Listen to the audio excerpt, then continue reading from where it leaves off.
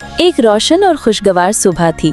जंगल में हर तरफ रंग बिरंगी तितलियां उड़ रही थीं, फूल खिले हुए थे और रोरो और डोडो हंसते खेलते फिर रहे थे। दोनों खुशी से गाते, उछलते और धूप में मस्त थे।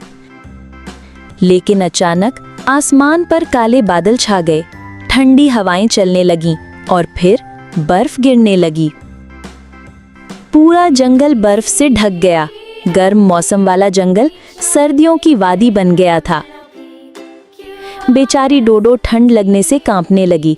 उसका गला खराब हो गया और वो जोर जोर से छींकने लगी। अच अच।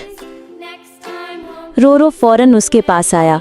उसने उसे कंबल उढ़ाया, गरम सूप पिलाया, हर इलाज आजमा कर देखा, लेकिन डोडो की तबीयत बद से बदतर होती गई। अब रोरो क्या करे? क्या वो अपनी प्यारी दोस्त डोडो को बचा पाएगा? जारी है।